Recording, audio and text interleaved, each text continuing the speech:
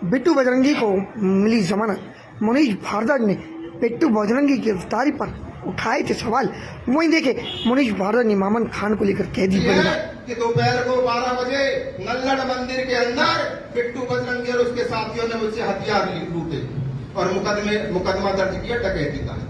तो एएसपी साहिबा, आप पुलिस की इतनी बड़ी अधिकारियों में पूछना चाहता हूं कि पुलिस के हाथ से कोई हथियार छीनेगा और 15 दिन तक उसके खिलाफ मुकदमा दर्ज नहीं होगा, ऐसा कभी देखा सुना है क्या? हथियार छीनने का मुकदमा दर्ज होता है 15 दिन के बाद। और एएसपी साहिबा कहते हैं कि 15 दिन के बाद बिट्टू को हमने देख करके उसमें वीडियो में पहचाना था। इतने बजरंगी को तो इन्होंने एक तरफ डाल दिया, जेल में तुरंत डाल दिया, लेकिन मामन खान जो विधानसभा में सरेआम धमकियां देता है और वहां अपने क्षेत्र में बैठ करके वीडियो चैनल के माध्यम से गो तस्करों को सरेआम संरक्षण देने की बात कहता है, गोरक्षक जो है उनको मारने की बात कहता है, उनको मेवात में घुसने पर कत्ल करने की धमकी देता है। उस मामन खान के खिलाफ कुछ भी कार्यवाही करने की इस हरियाणा सरकार की हिम्मत नहीं होती। तो सीधा सीधा मैं तो यही कहना चाहूंगा कि यह सरकार जिहादियों के सामने नतमस्तक है और हिंदू समाज को अपना बधुआ मजदूर समझती है। मामन खान की बात की जाए तो मुनीष जी, जैसा कि पता चला है मामन खान को जो है पुलिस ने नोटिस दिया है और पूछताछ जो है 30 तारीख को उनको पूछताछ के लिए भी बुलाया है। पूछताछ की आवश्यकता ही नहीं है। बिट्टू बजरंगी को क्यों नहीं बुला लिया पूछताछ के लिए? सीधा मुकदमा दर्ज करके एकदम से ऐसे पकड़ करके ले गए, पता नहीं कितना बड़ा अपराधी है, घर में आकर के उसे। तो बम्बन खान का तो सारा कुछ ब्यौरा सामने है, वीडियो उसके। तो उससे किस प्रकार की पूछताछ? मुनीष जी, क्या मांग करते हैं? नू हिंसा में जो लोग घायल हुए या जिनके परिवार उजड़ गए, जिनकी मृत्यु को प्राप्त हुए, उनके लिए अभी तक सरकार की तरफ से कोई मुआवजा घोषित नहीं किया गया। क्या मांग करते हैं? हमारी मांग है अंतर्राष्ट्रीय हिंदू परिषद की, जो लोग उस हादसे में शहीद हुए उनको 1 करोड़ रुपया, उनके घर के परिवार के एक व्यक्ति को नौकरी, और जो लोग घायल हुए उन्हें 50 लाख की राशि की सहायता सरकार तुरंत दे। मुनीष जी, आगे हिंदू समाज के लिए जो है, हिंदू समाज को बचाने के लिए मुनीश भारद्वाज की या राष्ट्रीय बजरंग दल की क्या योजनाएं रहेंगी? हमारा कहना है हिंदू ही आगे। अब हिंदू हमेशा से वीर था, वीर है और आगे विजेता बनेगा। सारे हिंदू समाज को जोड़ करके हम लोग काम करेंगे। सारे युवाओं को हम आह्वान करते हैं, अंतर्राष्ट्रीय हिंदू परिषद राष्ट्रीय बजरंग दल से जुड़ें, अपने अपने गाँव में, वार्ड में टीम बनाएं। और मैं ये कहना चाहता हूँ, इस देश के अंदर जितने भी हिंदू संगठन छोटे बड़े हैं, जो हिंदुत्व के लिए कार्य करते हैं, उन सब के साथ हम लोग खड़े हैं। हमारा पलवल के अंदर हिंदू एडवोकेट्स फोरम खड़ा है। किसी भी कार्यकर्ता के ऊपर कोई आफत आती है, कोई भी किसी प्रकार की समस्या आती है, वो हम उनके साथ खड़े हैं और खड़े रहेंगे। मुनीष जी, अंत में हिंदू समाज को क्या मैसेज आप देना चाहेंगे? हिंदू समाज को यही मैसेज देना हम लोग चाहेंगे कि राजनीति के भरोसे बिल्कुल ना रहें। आज हिंदुओं को सबसे बड़ा खतरा इस देश के अंदर है। आज हिंदू खतरे में है और उसका केवल एक ही निवारण है कि हम सब लोग संगठित होकर के, हम लोग महाभारत को मानने वाले लोग हैं, धर्मो रक्षिते रक्षिता, और संगठित होकर के हम लोग रहेंगे और धर्म की रक्षा करेंगे, तभी हमारी रक्षा होगी। सब लोग जाति पाति पंथ भेदभाव भूल करके एकजुट होकर के काम करें और किसी भी सरकार के भरोसे न रह करके हिंदुत्व के लिए संगठित होकर के इन जिहादियों को मुंह तोड़ जवाब दें, तभी हम सुरक्षित रह पाएंगे। वरना आने वाले 30 वर्षों के अंदर ना कोई हमें सरकार बचा पाएगी, ना कोई और बचा पाएगा। जो स्थिति आज देश की चल रही है, बहुत भयावह स्थिति इस देश की चल रही है। धन्यवाद। ये कैसे हिंदू समाज के नेताओं को प्रशासन ने घर में नजरबंद करने का काम किया? देखिए, जलाभिषेक हुआ, अच्छा हुआ, हम लोगों की जो मांग थी वह पूर्ण हुई। लेकिन सरकार का रवैया देख करके हमें यह महसूस होता है, इस देश के प्रत्येक हिंदू को महसूस होता है कि हम भारतवर्ष में न रह करके पाकिस्तान, अफगानिस्तान या किसी इस्लामिक देश के अंदर रहते हैं। हम लोग अपनी धार्मिक यात्राओं का आयोजन करते हैं, उनके ऊपर पथराव होता है, गोलियां चलाई जाती है, हमारे लोगों को मार दिया जाता है, सरकार सुरक्षा नहीं देती। लेकिन जब हिंदू समाज जलाभिषेक के लिए आह्वान करता है तो हमें रोक दिया जाता है, हमें घरों में नज़रबंद कर दिया जाता है।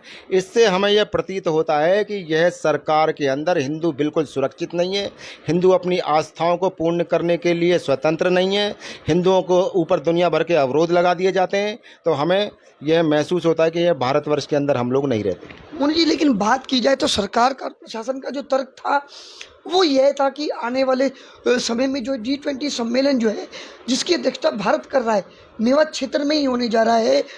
इस कारण जो है एक यह भी मैसेज दिया गया कि इसको करके की जो यात्रा छोटी की गई ताकि कोई तनावपूर्ण स्थिति पैदा ना हो। आगे चलकर G20 सम्मेलन में भारत का सिर नीचे ना?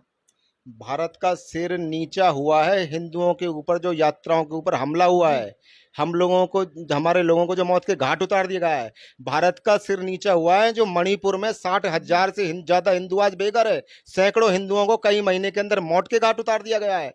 भारत का सिर नीचा होता है हिंदुओं की जब रामनवमी की यात्राओं पर हमले होते हैं।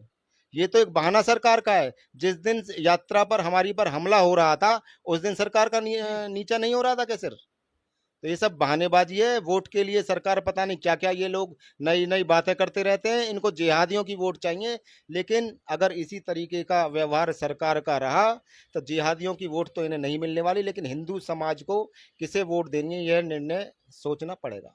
मोनी जी, हिंदू समाज की वोट की बात की जाए तो कहा जाता है कि भाजपा जो है राष्ट्रवाद की सरकार है, हिंदू की सरकार बताई जाती है, लेकिन कल देखने में ये आया कि हथीन क्षेत्र में जो राम सेना के कार्यकर्ता हैं उनके द्वारा मुख्यमंत्री खट्टर के मुर्दाबाद के नारे लगाए गए, जिसके बाद उनको पुलिस हिरासत में ले लिया गया। राष्ट्रवाद का पूरा 125 करोड़ हिंदू जो इस देश में रहते हैं सारे राष्ट्रवादी हैं, लेकिन सरकार की नीतियों के कारण से राजनीतिक बंटवारा हिंदुओं में हो रहा है। तो मैं तो ये कहना चाहता हूं कि जब इस देश के अंदर हम लोग अपनी धार्मिक आस्थाओं का पालन नहीं कर सकते तो ऐसा कैसा राष्ट्रवाद भाई? 370 धारा सरकार ने हटाई, हमने स्वागत किया, लेकिन उसके बावजूद अगर 370 हटने के बाद भी अगर कश्मीर के अंदर हमला हो और कोई हिंदू वहां पर जाकर के रहने के लिए तैयार ना हो तो इस 370 धारा का फायदा क्या? तो हमारा कहना यह है कि जो काम राष्ट्रवादी सरकार करेगी उसका स्वागत है, लेकिन राष्ट्रवाद का ढोंग करके हिंदू समाज को बार बार अपमानित करेंगे, हिंदू समाज की वोट लेकर के इस्लामिक कार्य लोगों का कार्य करेंगे, तो वह कैसा राष्ट्रवाद?